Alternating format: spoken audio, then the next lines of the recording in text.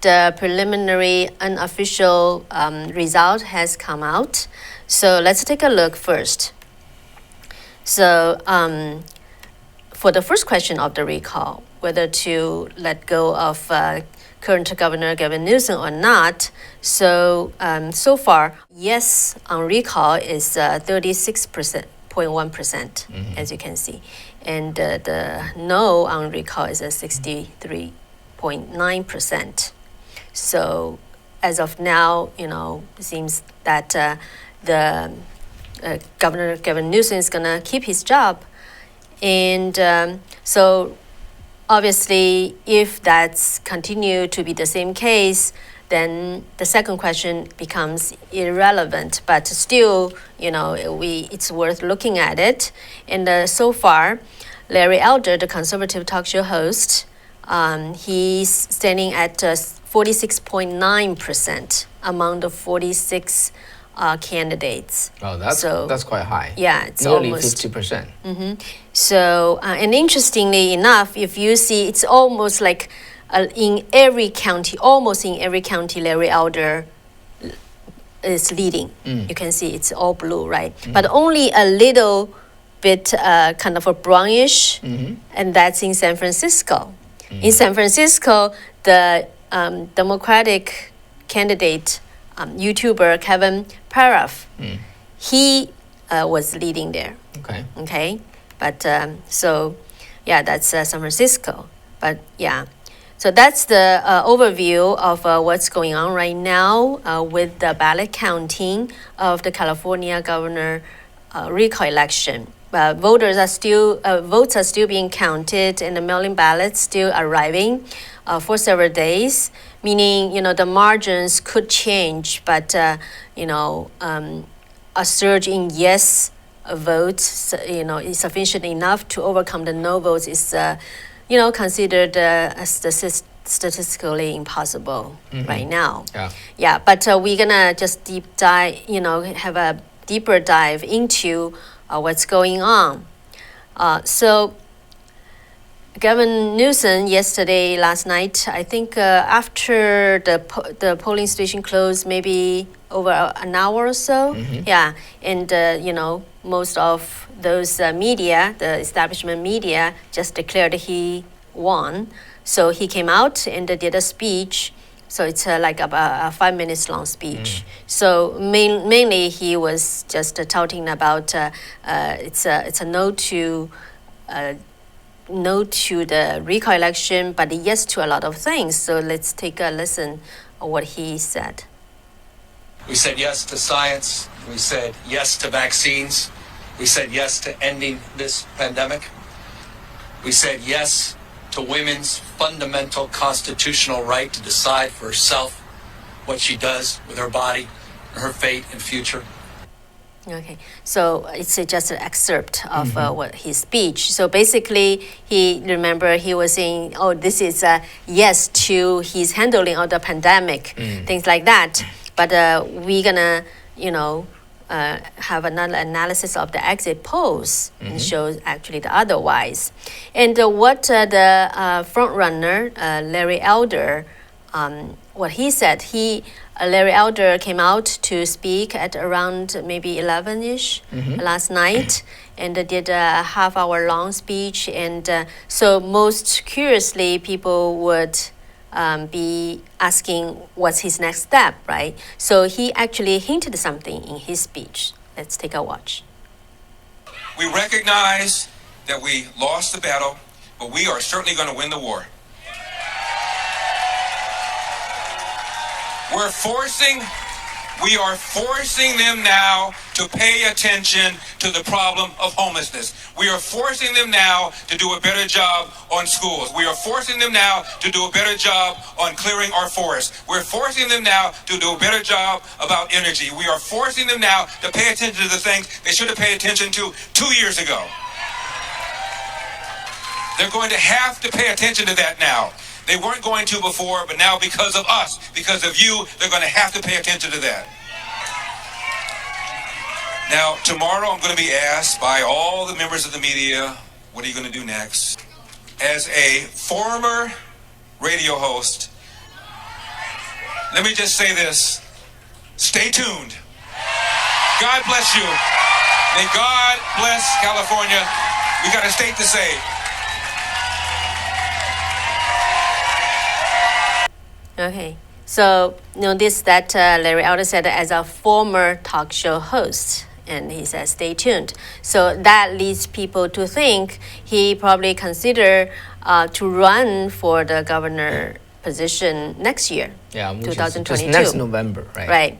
So, but it's not a formal announcement, obviously. So, we'll stay tuned, I guess. So, but how the voters think? So, multiple exit polls taken yesterday revealed that actually pretty consistent. Those are among all those most of them done by the establishment media, but nonetheless, we take a look. So the three top issues concerning California voters are actually pretty consistent. The first one is the COVID-19 pandemic handling. It's the most important issue that California voters concerned about. Then followed by homelessness crisis. And then the third is crime, and then wildfire and the economy, etc. So actually, it's pretty consistent with what the voters I interviewed actually. But it's very interesting. People who voted yes on recall and who voted on recall just had drastically different views on the same issues. But I, just wanted to share with you. So first of all, we take a look at one of the voters in San Francisco, Julia Elliott. I voted yes to get rid of Newsom. The state of California has done a very sharp turn to the far left in the last few years. It's something I was already aware of. And what's happened over the last year and a half with the COVID and the shutdowns is outrageous. It's un-American. And it's destroying the state. And if we don't stop it now, it will destroy the country. Yeah. And so Juliet, actually, she's a retired florist arrangement person. And another guy, he's still employed, but he just felt it's a similar thing. So let's take a look, Charmin. And I think that what has happened in the past year and a half is just tragic for San Francisco. The business closures, I mean, you wouldn't believe the number of small businesses, this two-party business, but most especially when you have a place like California where it's a total monopoly. Yeah, so he's really, angry about the pandemic handling and the monopoly of one party in California. But on the other hand, these two people, they all lived in California for a long time and they are older age. But the young voters actually, they really think differently. So let's take a look at Michael's interview. I think that as the situation developed over the last year and a half, he's done a good job in communicating with the state or with the public. And he's also done a good job of creating a system that allows us to prevent as many deaths and illnesses as possible while keeping as much of the economy running. Even though it did require shutting some things down, he was able to open the state back up in a way that allowed as many businesses as possible to continue running, in my opinion. Yeah, so it's just so interesting. The same thing, the handling of the pandemic, the young people just have such a different view. Yeah, and then about the homelessness, in the previous voter I interviewed, Shaman, he was just so angry about this situation, and also he revealed something that I didn't know. I don't think most of the media reported on it. So let's first take a look how he says. What more does it take for these people to wake up? I mean, how much worse can it get? You have that dreadful neighborhood, the Tenderloin. Children grow up there.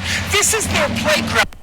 Okay, the way the direction he was pointing to is because we were in just right at the city hall, and that's across from the city hall. Right. So what's there? And actually, initially I didn't really pay attention to what he said, but he repeatedly saying, over there, and I saw just a little like kind of top of some tent, right? But then I decided to go there. And he's nice enough to accompany me and my coworker to go over there to take a look, and let's see what it is. So that's the city hall. So you turn around across. This is the heart of San Francisco. It was Yeah. very, very. See, that's the place was all fenced up and covered. This is the very heart of San You Francisco. listen to it. There's no pictures taken over here at all behind this window. Please do not let us catch you taking pictures over the steps. It's illegal. You can go to jail. They're telling me it's illegal to take pictures over there. It's illegal. Yeah, For and then the- but I was able to take some photos over there. See what's inside? All the tents. So who lived there? Yeah, who's there? Homeless people and the drug addicts. And And it was just just a few minutes we were there. The security guards over there just got so nervous. They were shouting at us, trying to, drive us away. And I told them, we are media and it's a public place, and this looks like, it's a city project. Right, I'm not filming anybody. I can't see anybody, but I can see all the tents over there. The next point I want to share with you, actually I discovered some numbers don't match. I have not got the time to get responses from the Secretary of State, but I just want to share with you. It's very obvious, very plain, but so for registered voters, at the deadline of this recall election was August 30th. Okay, so at that, according to Secretary of State of California's data, it's on their website. Let's bring up the chart. It tells us how many registered voters by then. So you can see that it's 22 million, a little bit over 22 million, right? 22. It's a red circled. Okay, so the next number is the vote by mail ballots that's sent out as of September 13th. So look at the number at the bottom, which is also red circled. It's 22 million 360,000.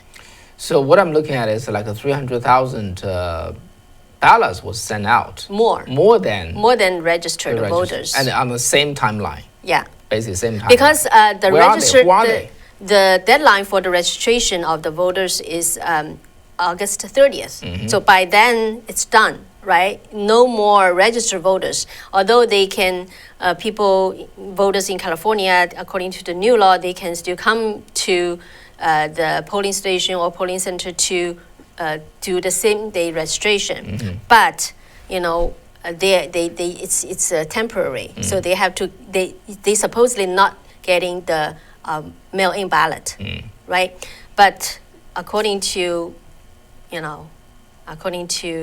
the other number, and that's all.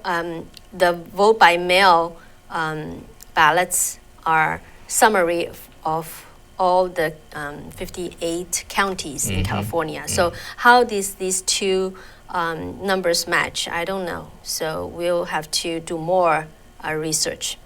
Okay, the next point is actually what the Democrats in California want to do in regards to future recall.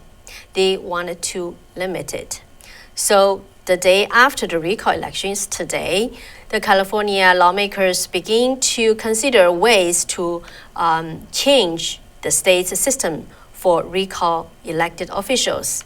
The state senator Steve Glazer, who is also the chairman of the Senate Committee on Elections and Constitutional Amendments, said that it is time to reevaluate and update California's recall process. And he indicates the current recall rule is, quote, political gamemanship of the rules, end quote.